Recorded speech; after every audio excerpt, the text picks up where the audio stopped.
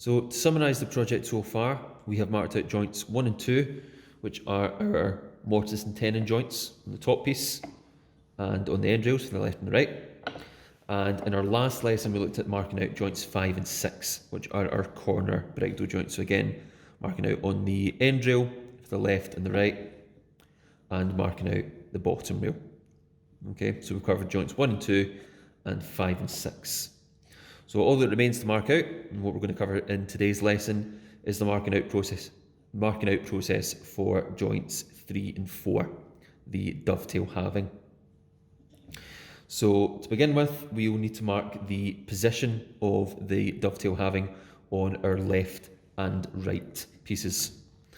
So if we have a look at our working drawing, we can see that measuring from the bottom piece, the bottom end of the timber, we have a dimension of 110 and 155 millimetres. So we're going to mark that out on the end rails on the left and the right pieces. So we're going to take our steel rule and our tri-square and a sharp pencil, and we're going to measure from the bottom of the timber. So that's from joint number 5 on the left piece here. That's our bottom end. So steel rule goes flush with the end of the timber on joint number 5, and I'm going to mark out both measurements at the same time here. And what that's going to allow me to try and avoid is any build-up of tolerance errors. So I'm going to make my first dot at 110 millimetres here, and I'm going to make my second dot at 155. Now, an alternative method of measuring this out would be to measure the 110, square it across, and then measure 45 millimetres from that line. But the problem with that method of measuring and marking out is if I didn't get my 110 measurement accurate the first time round, then any error is just going to be carried on when I measure the second measurement, which again could also end up being incorrect. So to avoid the accumulation of errors, I will always measure from a datum edge. Okay, so if I'm measuring from the same edge, that edge is called my datum. So with the steel rule at the bottom, I have made the measurement at 110 and 155. So very simply now, with my tri-square, I can square those lines across the face side.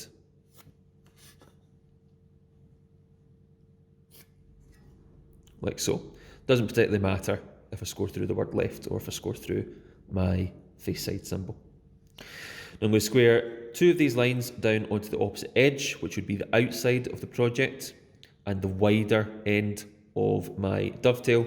I'm not going to mark these two lines down on the inside because the dovetail is going to be much narrower, and I'll get those dimensions later on. So for just now, all I need to do is take my tri-square to this line, square it down onto the opposite edge, and the same with this one, like so. So on the left piece, I've scored the two lines across the face side, measuring 110 and 155 millimetres from the bottom edge, and I've squared both of those lines onto the opposite outside edge as well. I'll do the same thing on the right piece of timber for the opposite end rail. So again, steel rule at the bottom of the timber, making a dot at 110 and 155 millimetres. Squaring both of these across the face side with my tri-square.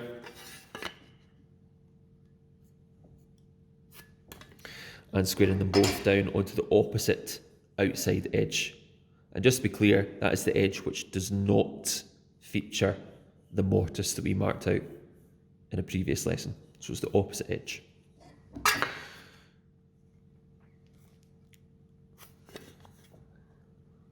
Like so. For just now, that's all we can do with our left and our right pieces.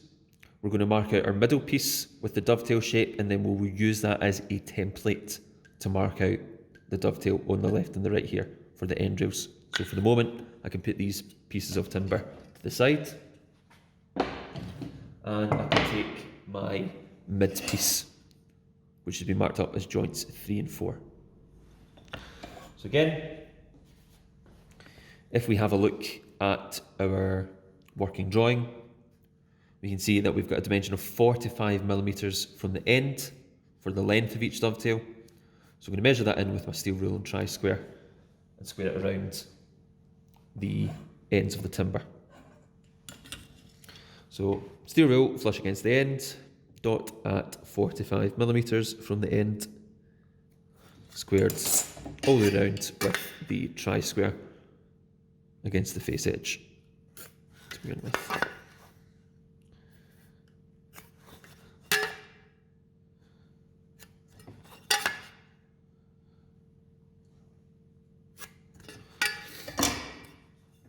Do the same for joint number 4 on the opposite side.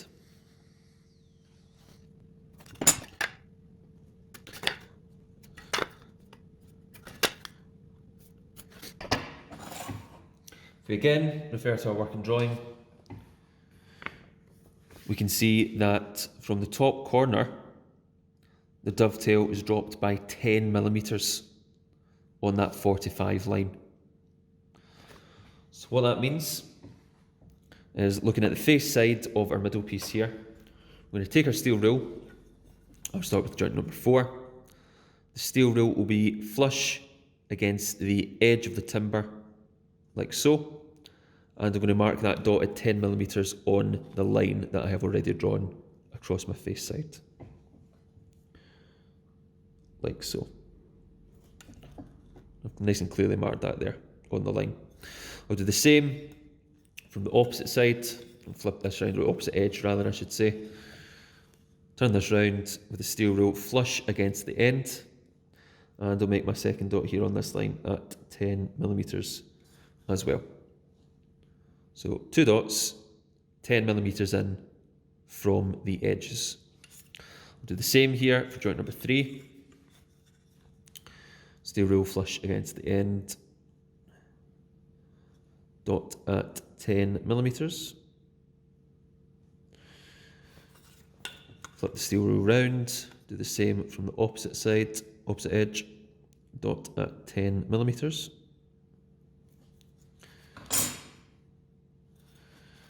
We now have 2 dots, 10mm in from each edge on joints 3 and 4. Now what we need to do is draw a diagonal line from that point we've just marked to the opposite corner, to the top corner here for joint 3, for example. Now what we're not going to do is set our steel rule on that dot and join them up, because the steel rule can move, it will not be very accurate. The tool that we want to use to mark this out is our sliding bevel. We'll also need a screwdriver to adjust the sliding bevel. So we've got a lock and screw here on the sliding bevel, which I can loosen off with the screwdriver, and it allows me to adjust the angle of the blade of my sliding bevel. So sliding bevel is similar to a tri-square in that you can set it flush against an edge and draw a line at an angle. Obviously the tri-square is set at 90 degrees, however a sliding bevel can be adjusted to any angle. So I'll set my sliding bevel against the edge of my timber. I'm going to adjust the blade until one edge of the blade is touching the corner and one edge of the blade is touching the dot I have made at 10mm. This can be trickier sometimes depending on how you set this up, but eventually you'll get it accurate.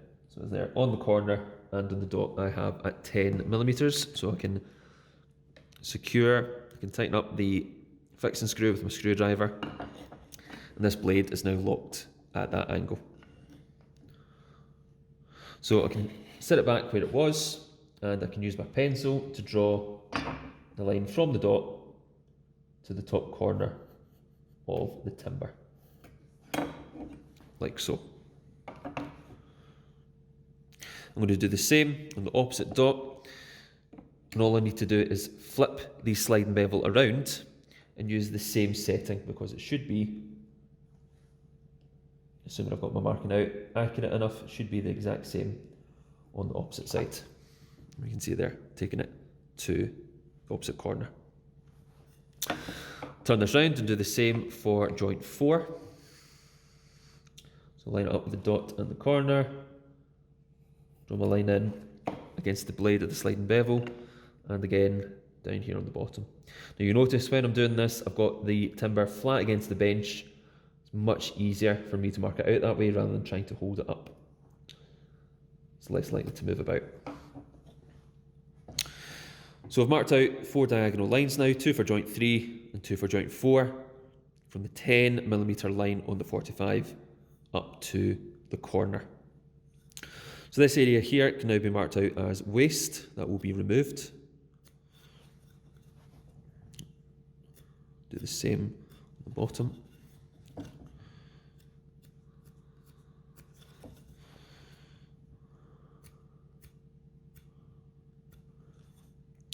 Now, we need to mark the same diagonal lines and same waste areas on the opposite side to ensure that we can cut this accurately.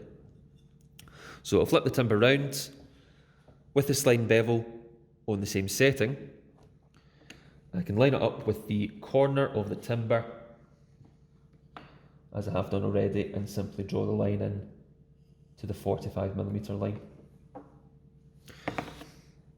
Flip this round, do the same on the opposite end, and the same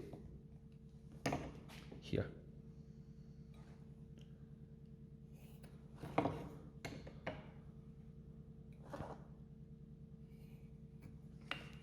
And again, I'll mark my waste areas above the line.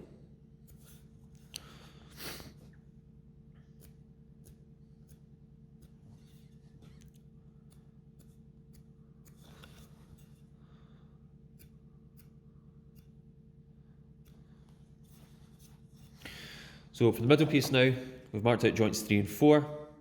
Their waste areas marked out. I can also mark the waste areas here on the edges as well,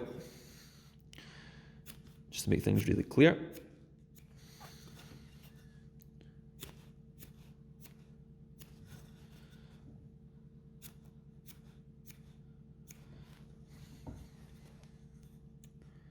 And what needs to happen now is I need to remove these waste areas so that I can use the dovetail shape as a template to mark out on the end rails. If we bring these back in here, what I'm not going to do is try to mark the same shape here on the end rails, because it's very difficult to get the same shape twice unless you're using a dovetail template. Now that's not what we've used for this particular process. We don't have a dovetail template to hand. We've used the sliding bevel. So when we're using this particular method, we won't try to mark out both parts of the joint at the same time. We will cut one half of the joint and use that as a template to mark out the other half. And that way we can be more accurate. So what we'll do just now is push my marking out tools to the side, give myself some space, and it'll need a dovetail saw to begin cutting this joint. With my dovetail saw, I'm going to put this middle piece of timber into the vise, and I'm going to saw on the line at 45mm on the edges here. So in this instance, I'll be sawing on this line here. And I'm going to stop when I hit the depth of 10mm, when I hit the line that I marked here. So I'm going to secure this in the vise. I take my dovetail saw on the line that I've marked at 45mm. I can use my finger here to keep the blade straight. Start with a notch, pull it back again. And I'll just remove this from the vise just to show you here. I've got that sawn right on the line, just inside the waste area. I'm going to continue to saw that down until I hit the depth of 10mm.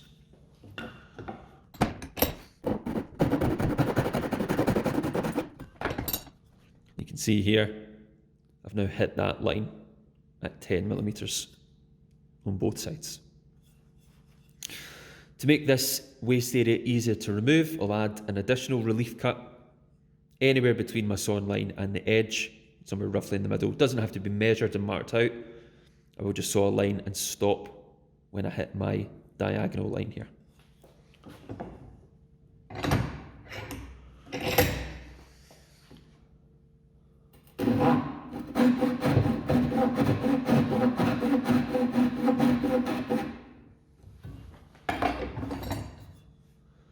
You can see an additional relief cut roughly in the middle, which is stopped on that diagonal line. I'm now going to repeat this process for my other 3 waste areas. So I've now sawn in all 4 of my waste areas. I've sawn on the line at 45mm down to the diagonal, and I've added a relief cut as well to make the removal of the waste material easier. So to remove this waste material, I'm going to put the timber into the vise at an angle, point down the way, and I'm going to take my bevel edge chisel. You can see here this bevel edge chisel is just wider than the total width of the timber, and that's going to make the removal of this material easier. I've also taken my mallet to strike the chisel. So I'm going to line this chisel up on the timber, and I'm going to point down the way to match the line. I'm take a small tap in here. What we'll do is we'll just remove this from the vise to show you what's actually happened here. I'm starting to remove this waste material, and again the relief cut is coming into play here, making that much easier to remove. So I'm going to very carefully remove the rest of this material with the chisel, and whilst I do it I'll be watching my diagonal line to make sure that I chisel accurately and don't remove any excess material.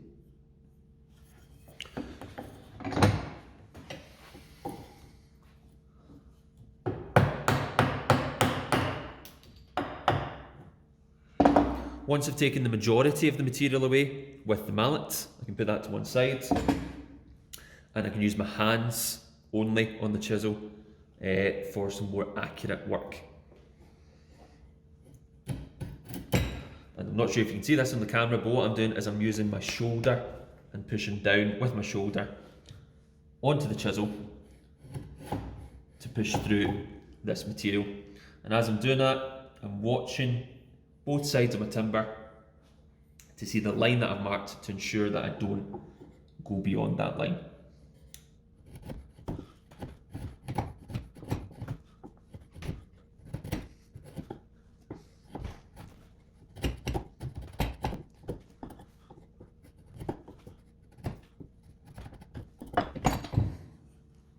So what you should end up with is a nice clean smooth surface from the corner down to where we marked there, so you can still see the evidence of the line that I've marked out here, and I've chiselled to remove that excess material. And you can see the line on the opposite side here as well, and again nice clean surface to remove all of that material. So began with the chisel and the mallet to remove the bulk of the material, and then swapped, put the mallet to one side and just used my hands to get a nice accurate clean finish on that surface. So I'm going to have to do the same thing on all of my other waste areas to end up with that dovetail shape on the end. So as you can see, we have removed all 4 waste areas from the middle piece here to leave me with a dovetail shape on both ends for joints 3 and 4. Now the purpose of this video is to show you the marking out process for the joint, but because we are not using a dovetail template, we need to fully cut this dovetail on the middle piece for joints 3 and 4 so that we can use that as a template to mark out the end rails. So the next stage in cutting the dovetail halving here is to mark out half of this as waste material because it's a halving joint. So what that's going to involve is taking my working drawing to begin with to check our sizes, and we can see here that we're removing 10mm worth of material. We can see the dimension there is 10mm, so that's the material that we need to remove. So we can take our marking gauge and steel rule set the marking gauge to 10, like so. Tighten the thumb screw, double check, shift it slightly, we'll be tapping the bench, there we are, bang on 10, give that final twist to get that tight. So the marking gauge set to 10, again, easiest way to do this will be to put the timber into the vise. Marking gauge against the face side, which for me is this side, and on that sloping surface that we've just created by removing waste material, we'll just score a line all the way across the end grain. Again, marking gauge against the face side, score a line at 10, and onto the opposite sloping surface, like so. Compared to this line in, on the sloping surface, across the end grain, and on the sloping surface. And on the opposite side from the face side, we will mark this out as waste. So that part of the dovetail is waste. Everything above the line is waste. Same in the end grain, that's all waste. And everything above the line here is waste. Like so. All I need to do now is repeat this process on the opposite side for joint number 4.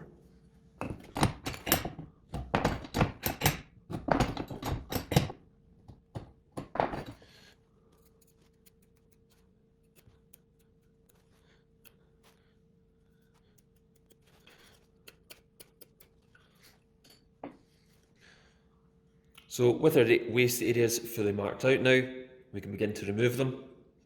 So what that's going to involve is sawing carefully on this line here until I hit the depth that I've marked with my marking gauge. And once I've sawn cleanly through that line to that required depth, I can chisel with my bevel edge chisel from the end grain to remove the waste material here. So I'm secure the timber in the vise. I saw this with my dovetail saw rather than the tenon saw. The dovetail saw allows me to be that bit more accurate. Draw it back. And again.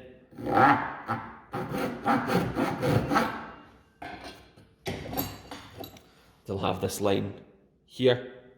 And we saw that down to the depth of 10 millimeters.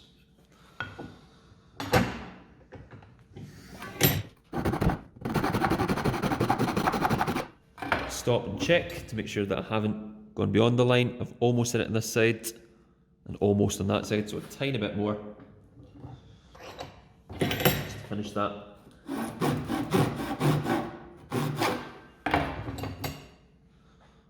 So now sawn to the depth there on this side and on the opposite side as well.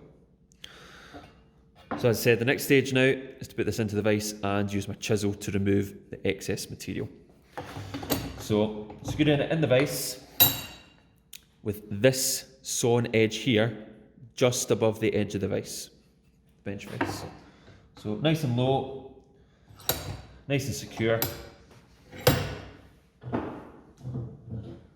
Taking a suitably sized bevel edge chisel and my mallet, sitting my bevel edge chisel on the line that I've marked with the marking gauge, putting a very obvious angle on the chisel, pointing away from myself, start to tap this away.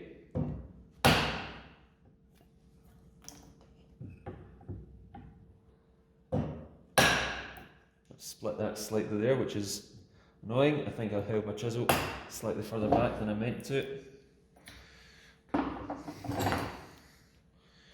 So that was rather unfortunate. I've split that there slightly. What we should have ended up with is more how it looks like on this side. Nice clean surface there. So that's quite annoying, but there's not much I can really do about that just now. I'm going to do the same thing on the opposite end for joint number 4. So what we should end up with now is a bit more like it. I've not split this one. This is joint number 4. You can see still have some material here above the line to pare away with the chisel. But for just now, I'm happy that I've got a nice smooth surface on the sides, and there's enough material removed here for me to use this as a template to mark out the end rails. So what we need to do is match up the corresponding joints. So on the left end rail, we have joint number 3, and we've got joint number 3 here on the mid rail. So if I get them lined up in the correct position, what I'm looking for is the end of this middle rail here to be flush with this surface. Now if you look here, you can see that these two are not actually flush at the moment. There's a small gap, 2 or 3 millimeter gap there that I need to try and reduce. So what I'm going to have to do is remove material here from this line, which I sawed on earlier. I need to take my chisel and pare along this edge to try and reduce some of the material there to allow me to have a flush fit on the end of this joint. So what I've done here is I've secured my mid-rail in bench vise. I've put a scrap piece of material just along the line that I want to reduce material towards. So this is joint number 3 that we're working on here. So I'm going to take my smallest bevel edge chisel with the flat side of the blade on the scrap piece of material, which I said is just on the line, and I'm going to carefully pare away on this line to try and remove some of the excess material.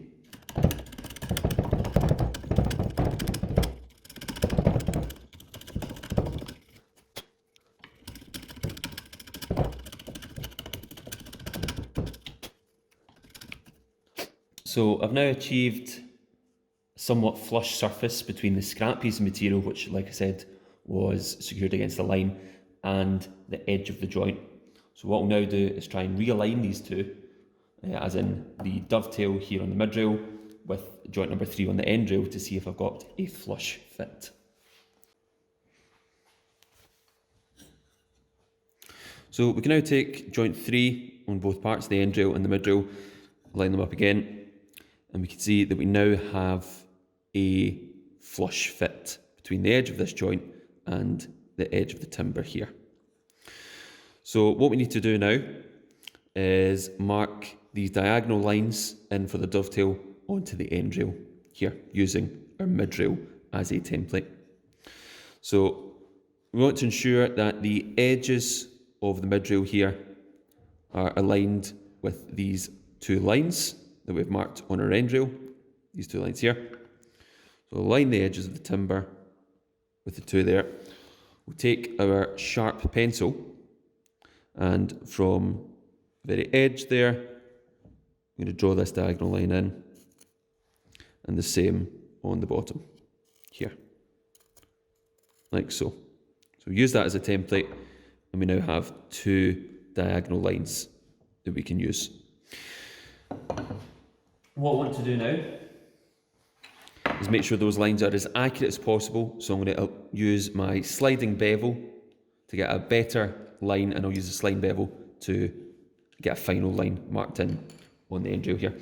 So take my screwdriver, loosen off the sliding bevel, like so.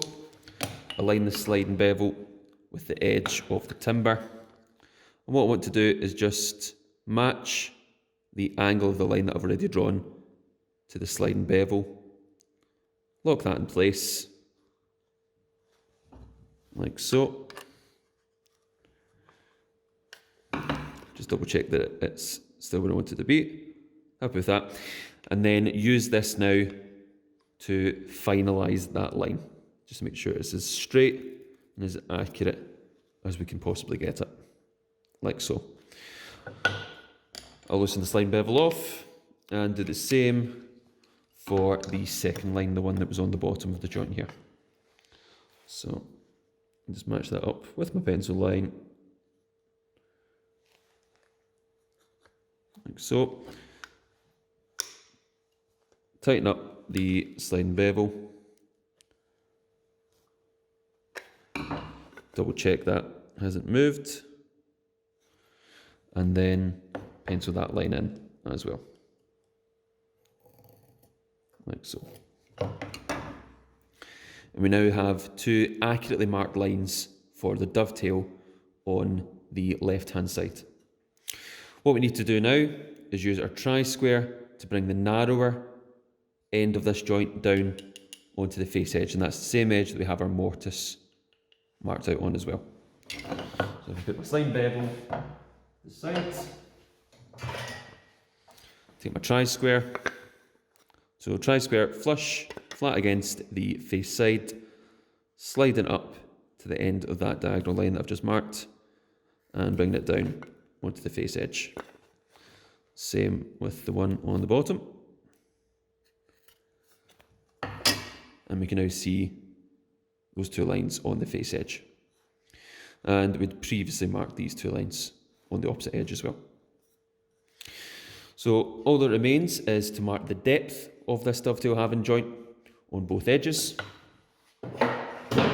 Very simply, that's going to require us to set our marking gauge to half the depth of the material.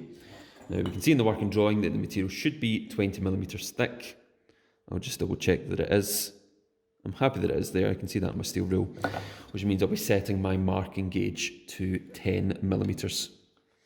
So loosen off the thumb screw, slide the stock to 10mm from the spur, tighten up the spur, and double check. It's shifted slightly. A small tap on the bench there. Happy with that. Final turn to get that nice and tight. Can now use my marking gauge flat against the face side to mark the depth between the two lines on the opposite edge and the two lines on the face edge. If you find this easier to do it in the bench vise, then that's fine. I'm just going to do this freehand just now.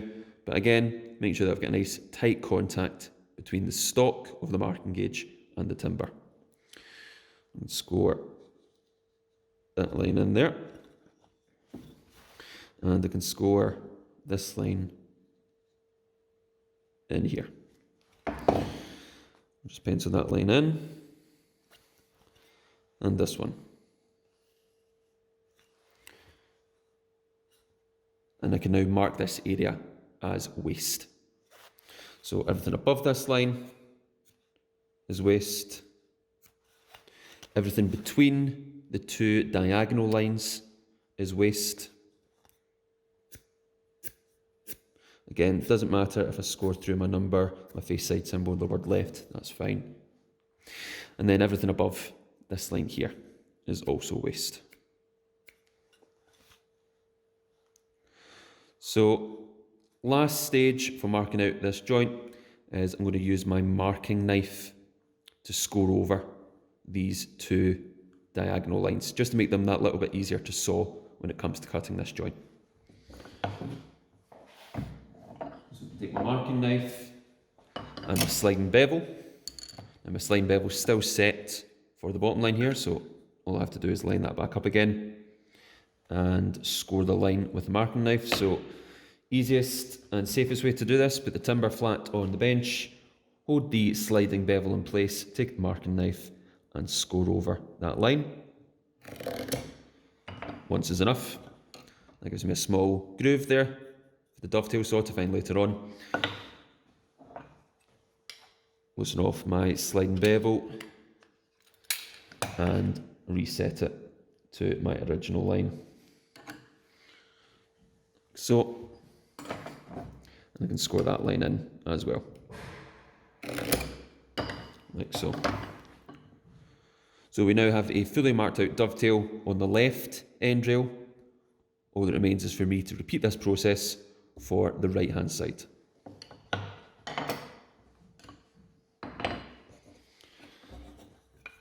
So again, one of the most important things to check is to ensure that the joint is going to be flush on the end. So I need to check that these two surfaces are flush, and they are. So there's no need for me to remove any excess material on this one.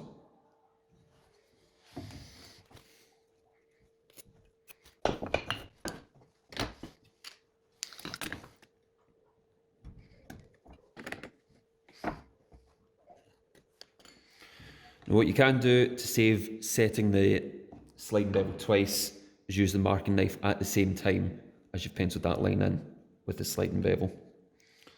Just line them up and score the line.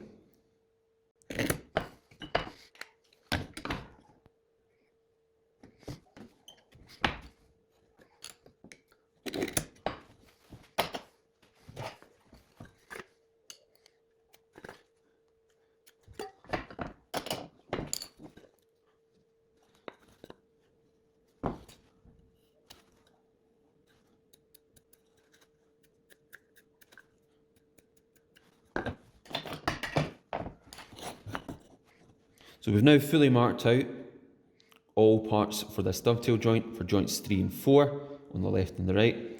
We have initially cut the mid-rail, so we've already removed half the material here for the dovetail joint, and we've fully marked out the left end rail and the right end rail for joints 3 and 4.